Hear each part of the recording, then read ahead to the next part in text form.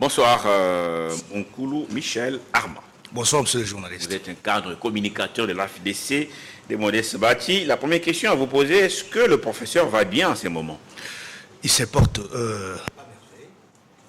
Dieu continue à le protéger, au-delà de tout ce que vous voyez, tout ce que nous remarquons, nous constatons, une forte campagne de diabolisation, d'intoxication. Est-ce qu'il se sent trahi, Modeste Bati?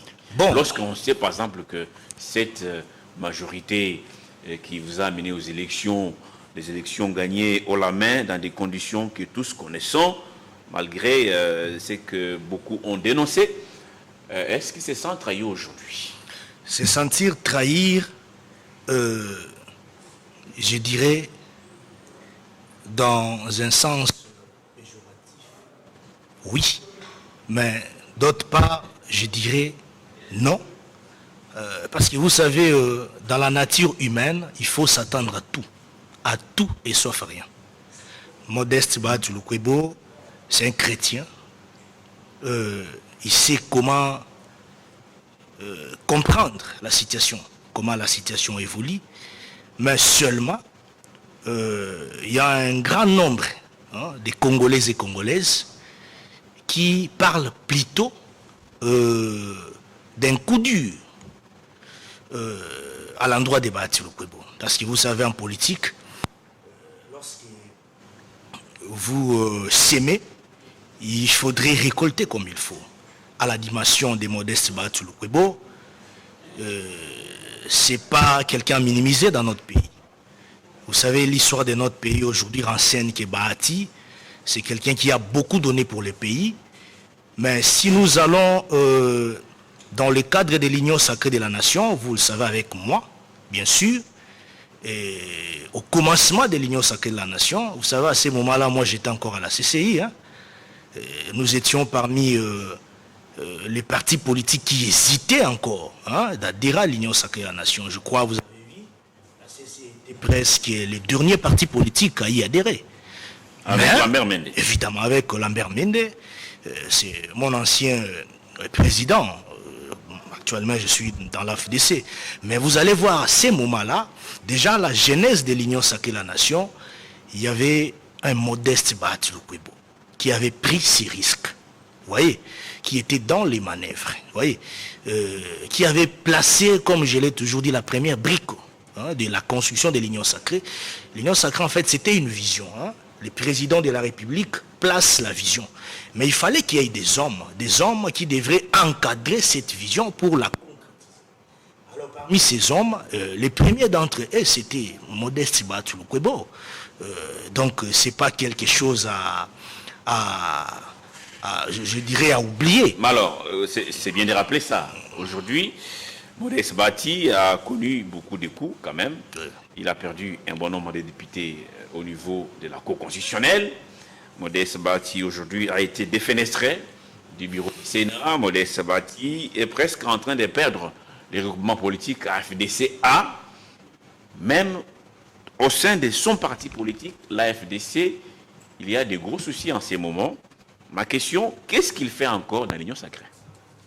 Bon, je voudrais d'abord rappeler ici que Modeste Bati Lukwebo, c'est un grand pilier au sein de l'Union sacrée de la nation. Et donc, c'est la raison pour laquelle, connaissant la vision du président de la République, parce qu'il est parmi les personnes qui ont adhéré, comme je l'ai dit, à la première position, à la première phase, à cette vision de l'Union sacrée de la nation, il ne peut pas aujourd'hui se permettre, par exemple, de s'écarter du président de la République. Parce que ce n'est pas pour protéger ses biens. Non, c'est quand même des signes qui inquiètent. On sent que dans cette union sacrée, Modeste Bati n'est plus le bienvenu. Non, il ne faudrait pas dire qu'au sein de l'union sacrée, il manque où aller, ou il y est maintenant par hypocrisie, ou encore prépare-t-il un coup dans l'union sacrée. Non, même pas. Même pas. Vous savez, Modeste Bati, c'est quelqu'un de conviction. Quand il accepte quelque chose, il l'accepte avec son cœur. Quand il refuse exactement avec son cœur. Ce n'est pas un hypocrite. Il faudrait plutôt parler d'un groupe de des courtisans, d'un groupe des flatteurs, des sécu courent souvent derrière les présidents de la République ou l'entourage du chef pour mentir, créer des mensonges, des cabales contre la personne de Modeste Bahatouloukou. Vous voyez, parce que moi je pense que c'est une méthode de cette bande, je dirais d'hypocrisie, des flatteurs, vous les avez pour chercher à écarter Modeste Bahatouloukou aux côtés du président de la République, évidemment. C'est-à-dire, c'est la raison pour laquelle nous avons toujours eu à dénoncer cela. C'est des manœuvres dilatoires, des gens qui sont là souvent pour chuchoter, mentir, comme je l'ai dit, créer des bobards, vous voyez, monter des dossiers, des situations qui n'ont rien à voir avec Modeste Bahati, justement pour nuire à son image, et pour prendre l'ascenseur, ou pour récupérer les contrôles de l'entourage du président de la République. Évidemment, visiblement, il y a ceux-là qui s'affichent aujourd'hui, clairement, qui sont derrière ces sales besognes. Ce n'est pas quelque chose à cacher. Nous les voyons tous aujourd'hui. Je vais vous donner un exemple. Lorsque vous voyez par exemple M. André Mbata, à qui j'ai d'ailleurs beaucoup de respect, un professeur d'université de Sirkoua, secrétaire permanent de l'Union sacrée de la Nation, qui est au courant de tout ce qui se passe de l'autre côté, au sein de l'FDC, où nous voyons un groupe d'usurpateurs, un groupe de dissidences, de gens, 2, 4, 3, 5, qui ont quand même ce luxe de faire des mécanismes, des démarches, ils sont débauchés quelque part, ils sont manipulés, et vous allez voir, M. Mbata, recevoir ces gens-là calmement, sachant que ce sont des gens qui font du mal à Modeste Bahatouloukou et l'AFDC. Vous comprenez là où je suis? Dans l'opinion, ça j'ai compris, ce sont des flèches contre le secrétaire permanent des Non, ce ne sont pas des flèches, c'est une réalité. André Mbata, je ne les citais parce que c'est... Oui. Il est... Oui, en ce moment, ça vient... Vous allez les voir recevoir les ça vient un peu de usurpateurs. partout. Ça vient peut-être de partout, même au sein de l'IDPS. Vous n'êtes pas les seuls d'ailleurs. Moi, je parle de la FDC. Moi, je suis cadre de la FDC. Très bien, je on parle est dans de ce qui me la concerne, FDC. ouais. Dans l'opinion, beaucoup ont toujours reproché au professeur Bahatouloukou cette espèce de gourmandise où lorsqu'il y a des postes importants, ce sont les siens qui sont promis, les autres cadres sont laissés pour compte. Je peux rappeler ici beaucoup d'événements. Rappelez-vous, lorsque Adel Kaïnda, pour ne citer que celle-là, a quitté le parti à cause de ça. Non, mais Adel Kaïnda n'était pas de la famille de Bahatouloukou, par exemple. Elle a claqué la porte. C'est pour cela maintenant qu'elle est devenue, avant de devenir ministre, les Steve Mbikaï ont beaucoup dénoncé des choses. Est-ce que le professeur Mbikaï est toujours sur ce chemin-là, vous savez, depuis l'époque de Nenenkoulou, ils ont été parmi ceux qui ont eu à est-ce que le professeur Bahati n'est pas en train les de payer un peu tout ça en ce moment? Non, moi je pense, là ce sont des faux friands. S'il y a des gens qui parlent de cette façon-là, c'est des gens qui n'ont pas d'arguments.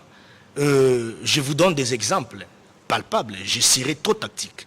L'excellence Ferdinand Massamba, qui est aujourd'hui ministre de l'Emploi-Travail, n'est pas de la famille de Bahatouloukou. Vous le savez. Son excellence Marc Ekila, qui est ministre d'État de la formation professionnelle, n'est pas de la famille de l'honorable Bahatouloukou, par exemple.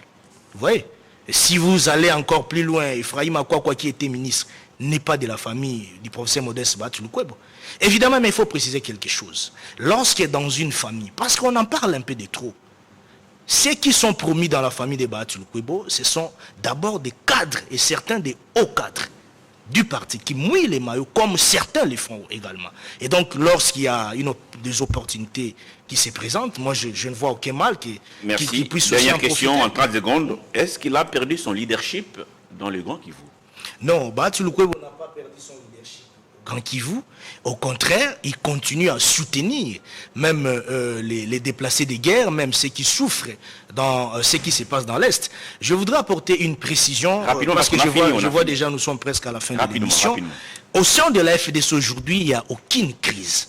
Il s'agit d'un groupe d'usurpateurs, M. Otto, Mouniomo, des gens qui sont manipulés par les officines de la FDC pour justement nuire à Bahatouloukou, pour détruire la FDC. Et donc, c'est pourquoi vous allez voir, il y a beaucoup de mécanismes aujourd'hui. Comme je l'ai dit tantôt ici, je l'ai dénoncé. On ne pouvait pas comprendre qu'il y a du fait qui s'est produit dans la FDC. On voit les secrétaires permanents recevoir calmement les usurpateurs. Et il dit qu'il amènera leur mémorandum auprès du président de la République. Moi, je me suis dit, ça, c'est blaguer avec les chefs de l'État ou quoi? Pendant que tout le monde le sait, que légalement, c'est Modeste Bahatsi Lukwebo qui est le président statutaire de la FDC, conformément même au dernier congrès qui s'est organisé à Béatrice. Il y avait M. Otto qui était présent, il y avait M. chez Thébo qui était même présent. Nous avons la liste des présences. Leurs noms sont même inscrits sur la liste des présences du Congrès. Merci. Et donc, ceci étant, c'est pour dire tout simplement que vous voyez, c'est une agitation en fait. Parce que tous ces gens-là savent que bientôt, il y aura un remaniement gouvernemental, il y a un remaniement qui s'annonce. Qu'est-ce qu'il faut faire? Il faut chercher à dédoubler la FDC, il faut chercher à nuire à Bahatsi Lukwebo, il faut chercher à débaucher, évidemment, récupérer les quotas de la FDCA, comme deuxième force politique. Aussi longtemps nous sommes au sein de l'Union sacrée de la nation, nous continuons à réitérer notre soutien et notre fidélité, loyauté à l'endroit du président de la République. Donc, ça veut dire, s'il y a des privilèges politiques au sein de l'Union sacrée de la nation, l'FDC ou l'FDCA devrait continuer à profiter. C'est comme ça que vous voyez ces groupes de dissidence et dans des réseaux, ainsi de suite, monter des histoires contre Bahatsi, tout, pour que ces derniers, lorsqu'il y aura remaniement, ils sont déjà dans les réseaux, dans les manœuvres. Ils sont appuyés par certains officiers pour qu'ils puissent récupérer les quotas de la FDC. C'est entendu en tout cas par les décideurs. Faire je ne sais moi quoi, c'est entendu, c'est entendu. Dans les gouvernements, ils sauront comment gérer ça. C'est en fait ça les deals. Merci beaucoup Armand Michel Munkoulou, cadre communicateur de la FDCA. Merci beaucoup. Ce que vous avez dit, peut-être réel et c'est entendu. Les décideurs vont certainement en tenir compte. Parce que le gouvernement, il faudra respecter les clauses. Merci beaucoup à vous tous qui nous avez suivis. Dans quelques secondes, le grand journal de 19h de Grâce Salambo.